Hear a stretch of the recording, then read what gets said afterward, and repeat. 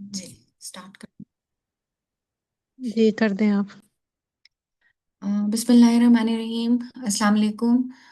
मेरा नाम समिया रेहान है। मैं एक न्यूट्रिशनिस्ट हूँ, फिजियोथेरेपिस्ट हूँ और हार्मोनल हेल्थ कोच हूँ। तो मैं आज आपको एक बहुत इम्पोर्टेंट टॉपिक है जिस पे हम आज डिस्कस करेंगे, वो है हाइपोथायराइडिज्म एंड डीएक्सन वेलनेस सपोर्ट। पहले तो हम थोड़ी सी जर्नल बातें समझ लें कि थायराइड है क्या, ये कैसा हार्मोन है, और इसको फिर रिएक्शन की वेलनेस सपोर्ट की क्यों ज़रूरत है, ये सब हम जानेंगे इस पूरे सेशन में। और साथ साथ हमें लोग ज्वाइन करते जाएंगे तो इंशाल्लाह उनको भी ये बात समझ में आ जाएगी। तो अब हम सबसे पहले तो स्टार्ट करते हैं कि हाइपोथायराइडिज्म होता क्या है।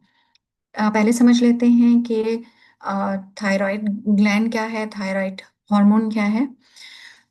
हमारा जो दिमाग है उसमें एक पिट्यूटरी ग्लैंड होता है जो कि स्मार्ट थर्मोस्टेट की तरह होता है, यानी हीट रेगुलेटर होता है।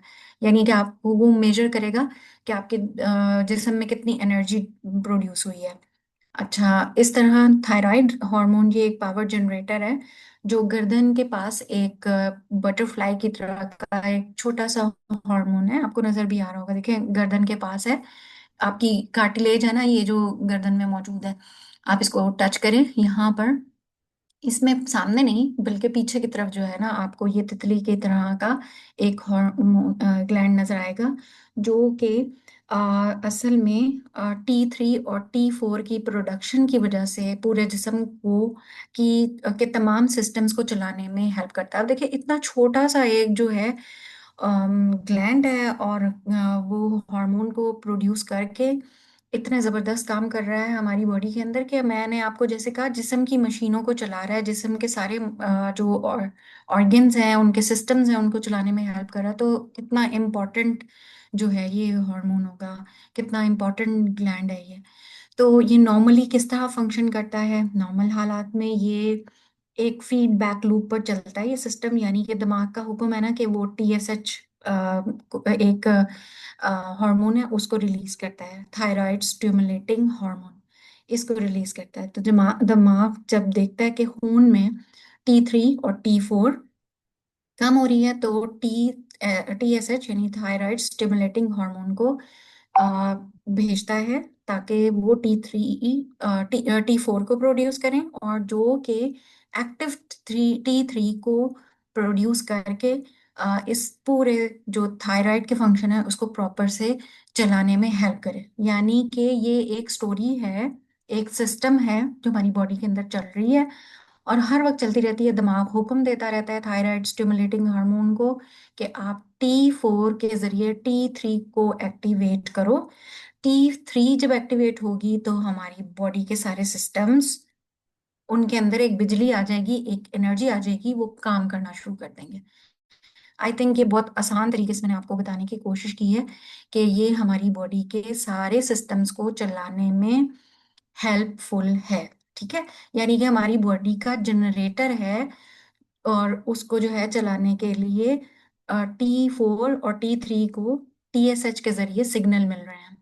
अच्छा, अब जो हमारा खाम हार्मोन है वो T4 है, यानी रॉ हार्मोन जो है ना, वो अभी जिसने कुछ काम किया नहीं है। लेकिन थायराइड स्टिमुलेटिंग हार्मोन T4 को, रॉ हार्मोन को जाकर काम देता है। उसे कहता है कि T3 को एक्टिवेट करो, उसको एक्टिव करके और उससे काम कराओ। यानी अल्लाह ताला ने हमारे सिस्टम्स ऐसे बनाए हैं कि एक हार्मोन दूसरे को जाकर हिलाता है, उसको कहता है कि भाई तुम जाकर अपना काम करो। अब उस हार्मोन को काम करने के लिए भी बहुत सारी चीजें चाहिए जो कि हमारे सिस्टम्स को चलाने में हेल्प करता है, हर हेल्प कर रहे होते हैं एक दूसरे को। ठीक है, जैसे ही T4 की मिकदार जो है वो पूरी हो जाती है, T3 सही से काम करने लग जाता है, दिमाग को सिग्नल मिल जाते हैं, वो TSH को कम कर देता है। इसी तरह फिर जो है हमारा ब्रेन जो है वो TSH को और मजीद किसी किस्म के सिग्नल्स नहीं देता, बल्कि अपना काम जो है वो करवाता रहता है पूरी बॉडी से। ठीक है, अब हाइपोथायराइड में क्या होता है, हाइपोथायराइड जो है वो उसमें लॉजिक उल्टी हो जाती है। जनरेटर जो है वो हमारा यानी कि थायराइड जो है वो और खराब हो गया है। T3 और T4 जो है, अब आप आप जब किसी भी पेशेंट के हाइपोथायराइड वाले पेशेंट को देखेंगे ना, तो उसकी TSH के लेवल्स जो है वो हाई आएंगे। ठीक है। हाई आएंगे तो रिपोर्ट में जो है वो यानी कि इसका मतलब है T3 T4 काम नहीं कर रहे सही से। और थायराइड ब्रेन जो है वो TSH को यानी थायराइड स्टिमुलेटिंग हार्मोन को बार बार कह रहा है, जाओ अपना काम करवाओ, वो तो दोनों सो रहे हैं, उनको जगाओ, उनसे अपना काम लो। लेकिन वो काम ही नहीं कर रहे इसलिए खून के अंदर TSH की मिकदार ज्यादा आ जाती है। अब ये पिट्यूटरी देखता है कि जिस्म में हमारे जो हैं T3 T4 कम हो गए हैं, तो TSH की मिकदार ज़्यादा होना शुरू हो गई है। तो फिर वो बेसल मेटाबॉलिक जो हमारा रेट होता है बॉडी का, यानी कि खुलियात में जो न्यूक्लियस होता है वहाँ तक जो है वो सही से एनर्जी पहुंचती नहीं है। तो फिर क्या होता है कि हमारी बॉडी का बेसल मेटाबॉलिक रेट यानी जो हम जिसे कहते हैं मेटाबॉलिज्म, वो भी कम हो जाता है, यानी तवानाई की प्रोडक्शन नहीं होती हमारी बॉडी में। और हमारा वजन बढ़ना शुरू हो जाता है, सुस्ती आ जाती है। और चूंकि देखिए ना, फ्यूल तो बॉडी में मौजूद है लेकिन वो हमें एनर्जी नहीं प्रोवाइड कर रहा। तो फिर ऐसे फ्यूल का क्या फायदा, है ना। तो ऐसा फ्यूल जो इस्तेमाल हो ही नहीं सक रहा, वो हमारी बॉडी के अंदर पड़ा रहेगा, वो फैट की तरह जमता रहेगा हमारे अंदर। ठीक है। यानी आप खाना खा लें और वो खाना जो है बजाय बर्न होने के वो फैट की फॉर्म में हमारी बॉडी के अंदर स्टोर होना शुरू हो जाए, तो ये हाइपोथायराइड कहलाएगा। ठीक है। तो हाइपोथायराइड के काम जो है वो जैसे मैंने आपको थायराइड हार्मोन के बारे में बताया कि मेटाबॉलिज्म को कंट्रोल करता है, यानी वो अमल जिसमें आपके खाने खाने को तवनाई में बदला जाता है। तो थायराइड तय करता है ये तवनाई कितनी तेजी से खर्च होगी। जितने ज्यादा तेजी से T4 T3 में कन्वर्ट होंगे, उतना ज्यादा जो है आपका रेगुलेट होगा मेटाबॉलिज्म। ठीक है। यानी आपने जो खाते हैं वो जिस्म जला देता है, और अगर ये सुस्त होगा तो खाना चर्बी बनकर हमारी बॉडी में जमा होने लग जाएगा और हमारा वजन बढ़ जाएगा। ये हमारे ब्लड बॉडी के टेम्परेचर को कंट्रोल करता है। और जैसे आपका नॉर्मल बॉडी टेम्परेचर है 37 डिग्री सेंटीग्रेड्स, तो ये हमारे अंदर जो बॉडी के अंदर है हॉर्मोन्स जो है वो सेल के अंदर जो हीट प्रोडक्ट प्रोड्यूस करते हैं, यानी फ्यूल को बर्न करते हैं ताकि हमें एनर्जी मिले। तो जो ये इस थायराइड की वजह से ही पॉसिबल है। अब थायराइड सही काम करेगा तो सही से एनर्जी प्रोड्यूस होगी, तो जिस्म गर्म रहेगा। अब हाइपोथायराइड की कंडीशन में क्या होगा, पेशेंट बहुत उसको सर्दी लगेगी, क्योंकि उसके अंदर ये एनर्जी एनर्जी प्रोडक्शन का जो सिस्टम है ना वो डिस्टर्ब हो गया। अब साइंस ये कहती है T3 जो है वो माइटोकॉन्ड्रिया के अंदर एंटर होती है, सेल के माइटोकॉन्ड्रिया के अंदर एंटर होती है, जो कि माइटोकॉन्ड्रिया आपको पता है कि सेल का पावर हाउस है। वहां से उसने जो है एनर्जी को प्रोड्यूस करना। तो T3 जब T4 T3 को स्टिमुलेट ही नहीं कर रहा, और वो जाकर माइटोकॉन्ड्रिया को स्टिमुलेट नहीं कर रहा, तो तवानाई कहाँ से पैदा होगी। ठीक है ना। तो सेल जो है वो बहुत ही कम जो है वो काम कर रहा है, उसकी एनर्जी डेवलप करने की, एनर्जी प्रोड्यूस करने की जो सलाहियत है वो कम हो गई है, और माइटोकॉन्ड्रियल डिसफंक्शन में सेल चला गया है। एटीपी की पैदावार कम हो रही है, वो भी एंजाइम के तौर पे काम करती है, एनर्जी प्रोड्यूस करती है हमारे सेल्स में। तो थायराइड के जो सेल्स थायराइड के काम कम करने की वजह से हमारे सेल्स जो हैं वो सही से काम नहीं कर रहे होते।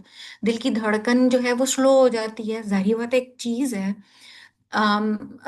थायराइड सही काम कर रहा था, दिल की धड़कन ठीक काम कर रही थी, यानी एक नॉर्मल चल रही थी, नॉर्मल एनर्जी प्रोड्यूस हो रही थी, नॉर्मल ये सारे काम हो रहे थे।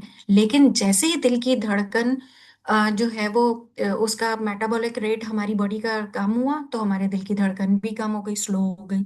दिमाग की कारकर्दगी भी हमारी स्लो हो जाएगी, क्योंकि हमारे ब्रेन को सही से सपोर्ट ही नहीं मिल रही, ब्रेन फॉग होना शुरू हो जाएगा। तवानाई की सत्ता जो है वो बरकरार रहेगी अगर थायराइड बरकरार रहा। और अगर ये डिस्टर्ब हो गया तो हमारा जो है थायराइड की सतह जो है कम होने की वजह से तवानाई की सतह भी कम हो जाएगी। अब क्या है, थायराइड हार्मोन जो है वो रेगुलेट, जैसे मैंने आपको बताया। नेक्स्ट जो है, आप नेक्स्ट स्लाइड प्लीज। अगर हम इसको देखें, ये ब्रेन, हार्ट और गट्स गट को जब मैं आपको एक्सप्लेन करूंगी ना इसमें पूरा, तो ये आपको एक एक चीज इजीली समझ में आएगी इंशाल्लाह। ठीक है। कॉमन कॉजेज ऑफ हाइपोथायराइडिज्म क्या है जी? इसमें हम आपको इसमें अगर हम देखें ना, तो हमें हाइपोथायराइड जो है वो एक समटाइम्स जो है ना वो ऑटो इम्यून डिजीज को बहुत ज्यादा जो है रिफ्लेक्ट करता है हमारी बॉडी के अंदर। हमारे अपने ही सेल हाइपोथायराइड जो है ना, उन थायराइड के जो थायराइड के सेल है, मुदाफियाती सिस्टम है, वो डिस्टर्ब हो जाता है। यानी वो एक फॉल्स सेंसिटिविटी में चला जाता है और क्या करता है कि वो थायराइड के गदूद को अपना दुश्मन समझ लेता है और फिर इस पे हमला कर देता है। अब इस हमले के दौरान क्या होता है, थायराइड जख्मी हो जाता है, हार्मोन्स को बनाना कम कर देता है। दूसरी वजह ये हो सकती है कि आयोडीन की कमी हो गई।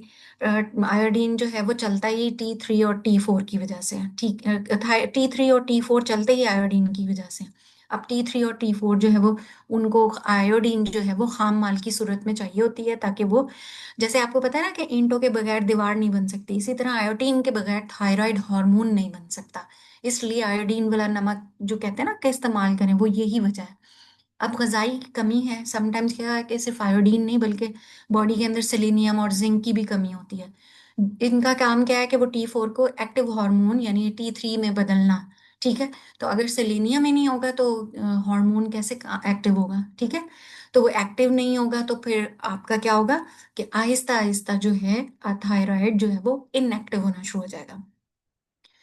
और मुसलसल जहनी दबाव भी जो है वो हाइपोथायराइडिज्म के वजह बन सकते हैं, क्योंकि बॉडी के अंदर कॉर्टिजोल अगर ज्यादा हो जाए तो वो TSH के सिग्नल्स को ना डिस्टर्ब कर देता है, ब्लॉक कर देता है। और हमारी जो बॉडी है वो एक्सेप्ट नहीं कर रही होती, वो हमारा जो थायराइड ग्लैंड है ना वो इसको एक्सेप्ट नहीं करेगा कि मैं TSH की जो म्यारी किस्म के सिग्नल्स है उनको एक्सेप्ट करूं और T4 को कन्वर्ट करूं T3 में। अच्छा, वो भी सिग्नल ब्लॉक हो जाते हैं।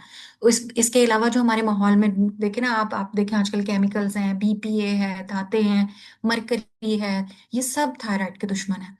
केमिकल्स जो हैं वो हमारी थायराइड के रिसेप्टर पर जाके बैठ जाते हैं और असली हार्मोन को काम ही नहीं करने देते। उसकी वजह से क्या होता है कि बाज औकात लीकी गट भी हो जाता है, हमारे आंतें खराब होना शुरू हो जाती हैं, और जब हमारे खून के अंदर टॉक्सिन मौजूद होते हैं ना, तो वो थायराइड को काम नहीं करना देते। तो वो जो है लीकी गट जो है वो भी काम जो है ना खराब कर देती है थायराइड हार्मोन की एक्टिविटी पर। ठीक है। इस तरह, नेक्स्ट स्लाइड प्लीज। अब जो है ये आहिस्ता आहिस्ता जो है हमारी जो ये कॉमन कॉजेज जो थायराइड की हैं, वो किसी भी अगर बंदे के अंदर मौजूद हैं, तो फिर क्या होगा कि इसके अंदर ये वाली अब आने शुरू हो जाएंगी साइन और सिम्टम्स। क्या सिम्टम्स है जी? Fatigue, weakness, weight gain, hair fall, skin dry, depression, brain fog, constipation.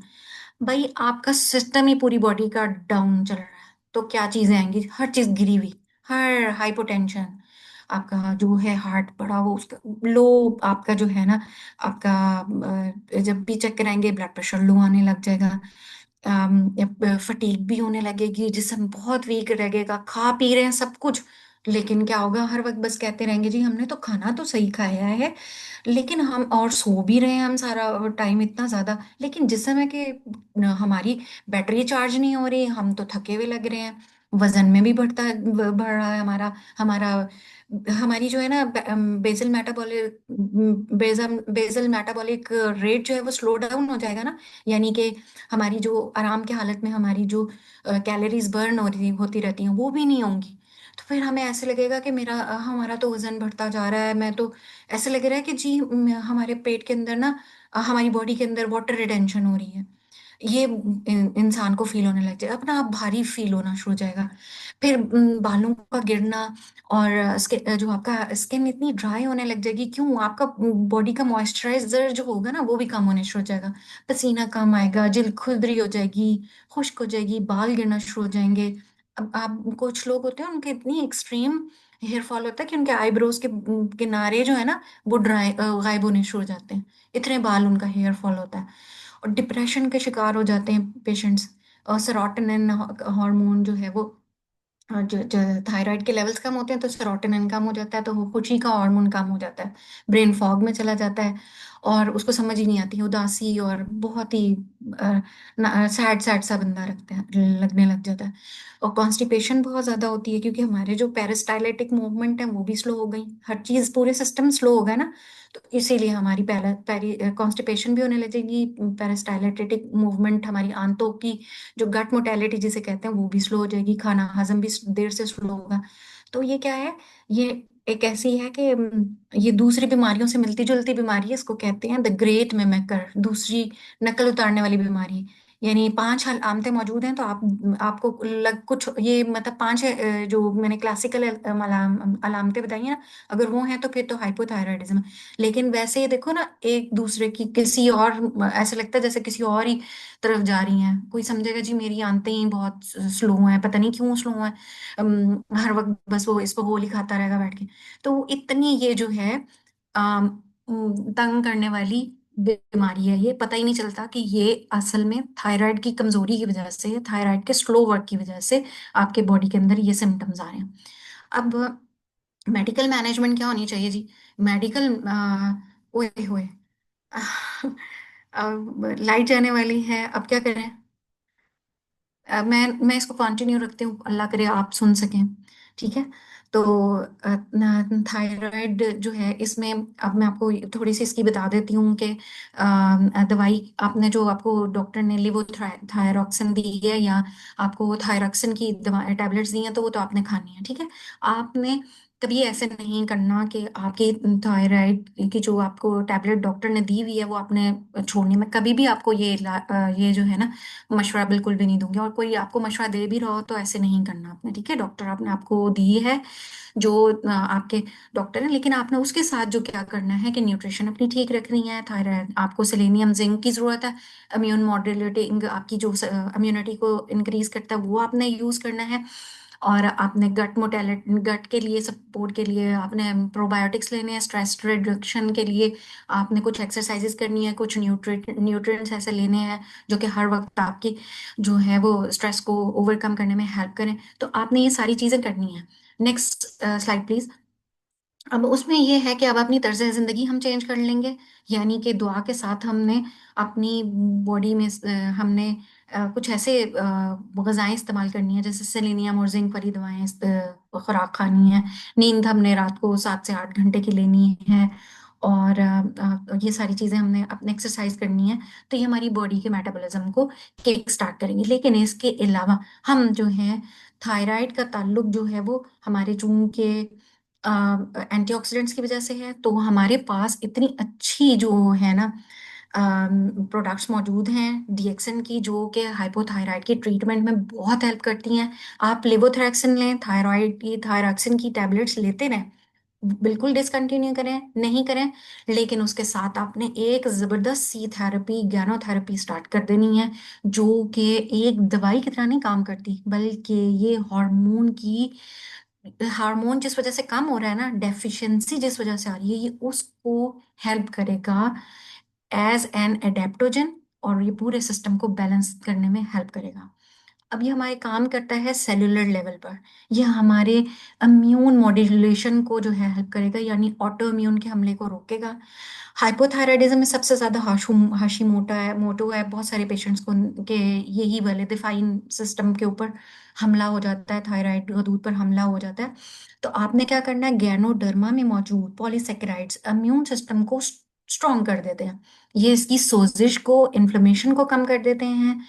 और जब इन्फ्लेमेशन कम होती है तो थायराइड गदूद जो है हमारा बेहतर होने लग जाता है। अब जो हमारे पास जो हमारे पास गैनोडर्मा है, उससे जिगर की सफाई और हार्मोन जो है उनकी कन्वर्जन में बहुत हेल्प मिलती है। जैसे मैंने आपको पहले बताया था ना कि थायराइड का, थायराइड जो है वो T4 जो है वो आप सपोर्ट करता है T3 को कि वो एक्टिव जो है हार्मोन बन जाए, ताकि वो अपने बाकी बॉडी के सिस्टम्स को चलाए, यानी हमारी मेटाबॉलिक रेट को पूरी बॉडी को सिस्टम को चलाए।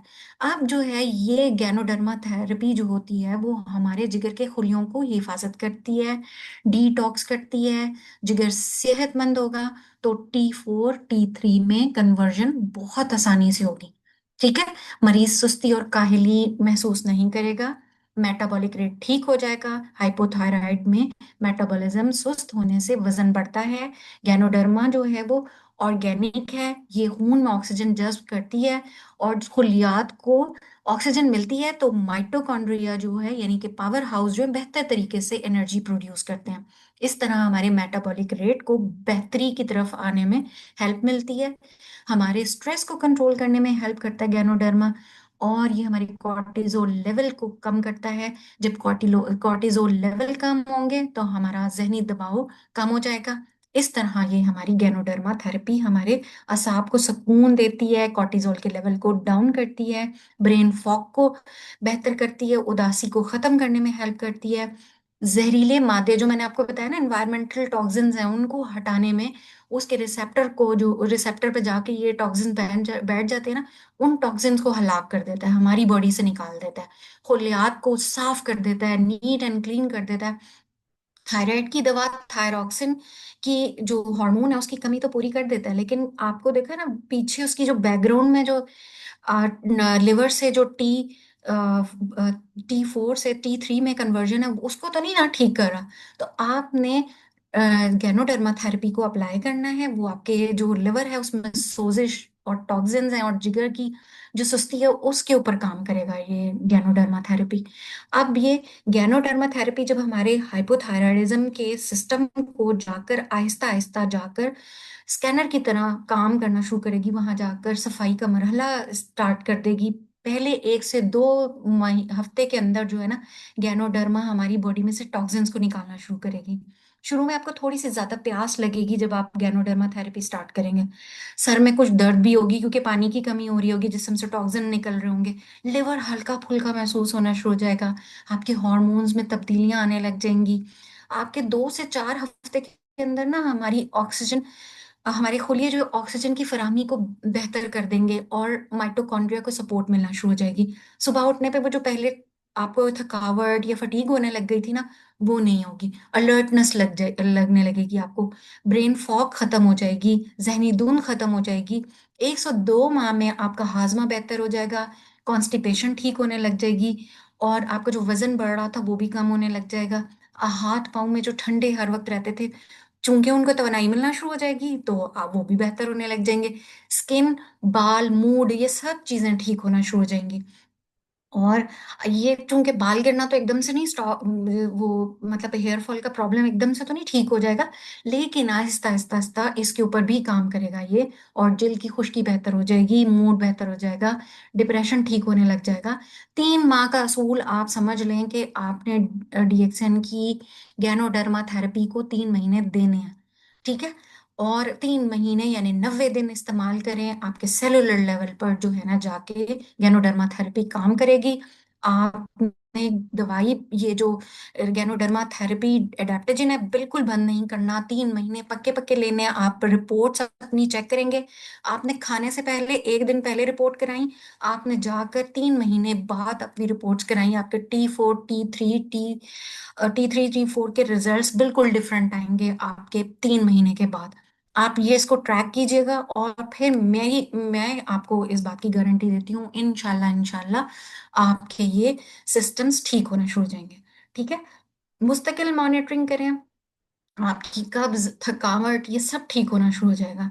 और आपने दवा का इस्तेमाल क्या करना है, सुबह सवेरे आपने TSH मतलब सुबह सवेरे आपने थायरैक्सिन जो है वो लेनी है, अपनी उसी तरह लेनी है। और फिर उसके बाद आपने मुख्तलिफ टाइमिंग्स जो मैं आपको रिकमेंड करूंगी, कि यानी कि आपने जो है गैनोडर्मा थेरेपी जो है वो उसको 200 ml वाटर के अंदर दो आपने मोरेंजी के शरबत के 2 चम्मच आपने डाले, और 1 ग्राम जो है वो आपने अपनी जो है वो ऋषि मशरूम पाउडर लिया और उसको अच्छे से मिक्स किया और पी लिया। ठीक है, ये आपकी एक ऐसी एडेप्टोजन बन जाएगी जो आपके लिवर के को डिटॉक्सिफाई कर देगी। ठीक है। अब स्पाइरलिना हो जाएगी नेक्स्ट। स्पाइरलिना आप लेंगे तो वो उसमें आयोडीन मौजूद है, वो भी आपके जो है वो T4 T3 को काम कराने में हेल्प करेगी। इसी तरह सेलेनियम और जिंक इसके अंदर मौजूद है, आप ये भी लेंगे। और स्पाइरलिना में जो है गैनोलिनोलिक एसिड है जो कि सोजिश को कम करता है, मेटाबॉलिज्म को फास्ट करता है। अब आप ये दोनों, आपकी जो है आपकी स्पाइरलिना और आपकी जो है वो गैनोडर्मा, दोनों मिलके काम करेंगी। फिर तीसरे नंबर पे लायंस मेन मशरूम आ जाता है। लायंस मेन मशरूम जो है वो आपके ब्रेन फॉग के ऊपर काम करता है, वो आपके ब्रेन की हेल्थ को बेहतर करेगा, रिपेयर करेगा आपके ब्रेन सेल्स को। ये फिर आपके पास एक मोरेंजी आ जाती है, नॉनी नॉनी जूस होता है, वो आपके मरीजों के लिए सपोर्टिंग ड्रिंक है। कब्ज को ठीक करेगा, आपके हॉर्मोन्स को बैलेंस करने में काम करेगा, पिट्यूटरी ग्लैंड को सही तरीके से, TSH को रीसेट करेगा, बहुत अच्छे तरीके से आपको एंडोक्राइन सिस्टम से काम करवाएगा। और एंटी इन्फ्लेमेटरी एक्शन की वजह से हाइपोथायराइड के पेशेंट्स के लिए बहुत अच्छी है मोरेंजी। और ये चार कॉम्बिनेशंस, गैनोडर्मा लुसिडम, आपके पास दूसरी मोरेंजी, आपके पास लाइंस मेन मशरूम, आपके जो है स्पिरुलिना, ये चारों आपके आपके जो हैं वो हेल्प करेंगे, आपकी सोजिश में कमी करेंगे, हाजमा बेहतर करेंगे और वजन को कम करेंगे और लिवर को डिटॉक्सिफाई करेंगे। अब ये डीएक्सन के सारे मैंने आपको प्रोडक्ट्स का बता दिया कि कौन कौन सा हमारे थायराइड के ऊपर काम कर सकता है। आपको इससे रिलेटेड कुछ भी कोई क्वेश्चन पूछना हो, आप मेरे साथ, आप मुझसे क्वेश्चन कर सकते हैं और फिर मैं आपको इससे रिलेटेड आपको गाइड भी कर दूंगी। तो यानी आप ये देखें ना हमारे ये डीएक्सन के प्रोडक्ट्स का क्या मैम काम है पकीजा इसका। का हैंड रेज है। जी जी, आप क्वेश्चन करें। जी जी, क्वेश्चन पूछें Um, बिल्कुल। Hello, Assalamu alaikum. वालेकुम अस्सलाम। I think you can hear me very well. Yes, सबसे पहले यू आर तो मैं ऑडिबल। आपको बहुत बहुत ज़्यादा अप्रिशिएट करना चाहूँगी, क्योंकि इतना ज़्यादा अच्छा और डिटेल ट्रेनिंग्स जो है ना, मुझे लगता है मैं शायद डीएक्सएन में फॉर मैनी इयर्स हूँ, और मैंने बहुत कम इतनी अच्छी और डिटेल जो है ना वो ट्रेनिंग देखी है। अच्छा, एक डीएक्सएन में हमारा जो हिमालयन सॉल्ट है, आयोडाइज्ड सॉल्ट है, डू यू थिंक कि ये भी थायराइडिज्म के लिए अच्छा रहेगा? बिकॉज आई थिंक आयोडीन होता है उसमें, जी, जो बहुत डीएक्सएन का बहुत हमारा अच्छा हिमालयन क्वेश्चन आपने, सॉल्ट है। बहुत अच्छा क्वेश्चन पूछा। हिमालयन सॉल्ट जो है वो जाहिर बात है, आपको अभी जैसे आपने कहा कि आयोडीन का प्रॉब्लम है और इससे जो है कन्वर्जन होती है हमारी T4 से T3 के अंदर एक्टिव फॉर्म को हार्मोन बनाने के लिए सबसे इम्पोर्टेंट है। तो जो है इसमें आयोडीन की लेकिन जो है ना, मैं आपको हिमालयन सॉल्ट में चूंकि मिनरल्स काफी कम होते हैं, जैसे कि पोटेशियम मैग्नीशियम ज्यादा होते हैं लेकिन ये आयोडीन कम होता है। तो आप जो है सिर्फ उस पे ना करें इक्तफा कि आप हिमालयन सॉल्ट ही लें। ठीक है, आप कभी ना चेंज करें, स्विच करें, यानी सिर्फ आयोडीन को ना सेलेक्ट करें, आयोडीन सॉल्ट को नहीं, क्योंकि ट्रेसेस होते हैं वो। ठीक है, वो हमारी स्पिरुलिना से हमारी जो है ना ज्यादा अच्छे तरीके से कवर होता है। आप वो वाला लें सॉल्ट तो वो आपका इंशाल्लाह वो हेल्प करेगा। और वैसे जो है जैसे एक हिमालयन सॉल्ट का एक वैसे दूसरा फायदा ये है कि ये हमारी एड्रीनल सपोर्ट को जो है एड्रीनल ग्लैंड के सपोर्ट भी देते हैं, यानी हमारे सिस्टम सारे थके हुए होते हैं तो उनको हेल्प करता है एक्टिवेट करने में। तो इसलिए वहां पर हम काम करा सकते हैं इससे। लेकिन आप जो है ना कोशिश करें कि स्पिरुलिना का इस्तेमाल करें अगर आप for the purpose of mineral deficiencies अगर देख रहे हैं। ठीक है, तो अगर वहां से आपकी कमी है ना तो आप वो इस्तेमाल करें। अदरवाइज जो है मिक्स सॉल्ट्स का यूज करते रहें, आगे पीछे करते रहें। ठीक है, मतलब दूसरे सॉल्ट्स का भी यूज करें, सिर्फ एक पे ना चलें। ठीक है, तो आई थिंक आपको मेरे ख्याल में आंसर मिला होगा आपके क्वेश्चन का। फिर भी अगर कोई थोड़ी बहुत जो है कंफ्यूजन है तो जरूर पूछिएगा। Thank you so much, I am really grateful. बहुत अच्छा एक्सप्लेन किया आपने। जज़ाकल्लाह, thank you so much for appreciation, for your appreciation.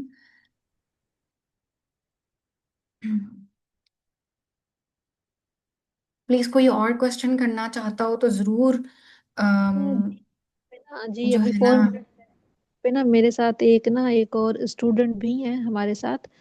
तो वो पूछ रही हैं बेसिकली कि इतने सारे जो डाइटरी सप्लीमेंट्स हमने डिस्कस किए, फायदे जी देखे, जी। तो कोई अगर आप सिर्फ एक बता दें जो मतलब आसानी के साथ ये अफोर्ड भी कर ले और ऐड भी कर ले अपनी रूटीन में, तो बस फिर तो कौन ऋषि सा है? मशरूम बेस्ट है यार। मैं कहती हूँ ऋषि मशरूम जो है हाइपोथायराइड के लिए बेस्ट माना जाता है, क्योंकि ये सिर्फ बीमारी की अलामत को नहीं छुपाएगा बल्कि पूरे जिस्म की रिपेयर करेगा। ठीक है।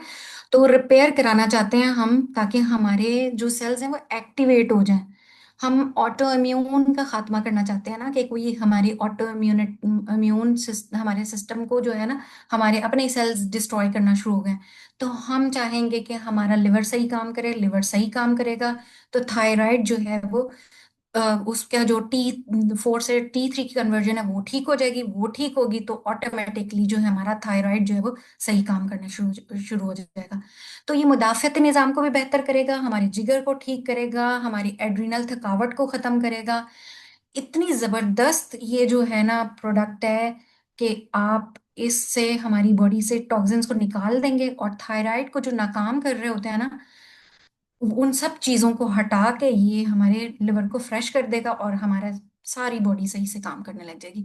तो आप एक दफ़ा यूज़ करें, इंशाल्लाह आपको बहुत अच्छे रिजल्ट्स मिलेंगे।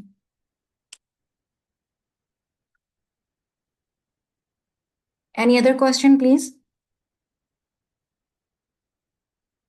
जज़ाकल्ला पाकीज़ा, थैंक यू। आप माशाल्लाह अप्रिशिएट कर रही हैं।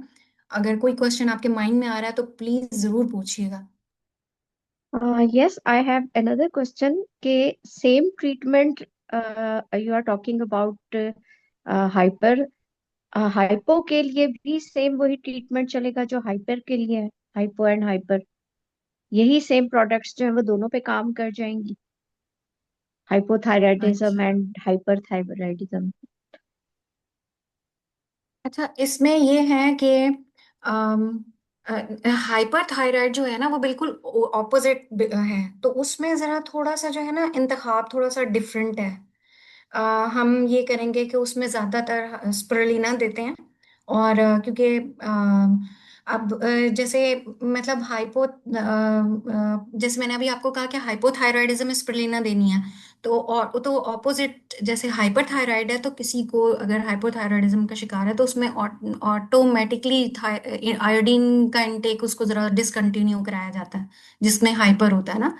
तो इसलिए हम उसको स्पिरुलिना नहीं देंगे। ठीक है। और गैनोडर्मा इसलिए है क्योंकि गैनोडर्मा हम उसे देंगे, अ, वो थायराइड सुस्त होने को भी उठाता है, और अगर ज़रूरत से ज़्यादा तेज चल रहा है तो उसको भी नॉर्मल करने में हेल्प करेगा। यानी कि वो दिल की धड़कन को भी मुतवाजन कर देगा, एंजाइटी बेचैनी ये सब चीज़ों को नॉर्मलाइज करेगा। क्योंकि वो लिवर पे काम करता है तो वहाँ स्पिरुलिना नहीं आप दीजिएगा उसको। ठीक है। और हाइपरथायराइड के मरीज जो हैं वो ज़्यादातर चिड़चिड़े हो जाते हैं, उनको लाइंस में देना बहुत बेहतर रहता है। हाइपो में भी आप दे सकते हैं क्योंकि वो गट को रिपेयर करने में हेल्प करता है। तो लेकिन जो है ना आप उसमें स्पिरुलिना की जो मिकदार है ना वो ना, स्पिरुलिना जो है ना आप ना दीजिएगा उस पेशेंट को जिसको हाइपर है। ठीक है। Okay, thank you so much. Thank you. जजाकल्ला। एनी अदर क्वेश्चन प्लीज आप पूछ सकते हैं, टाइम है हमारे पास। 1 मिनट है शायद हमारे पास। इसमें जो कोई क्वेश्चन पूछ सकता है तो प्लीज जरूर पूछें।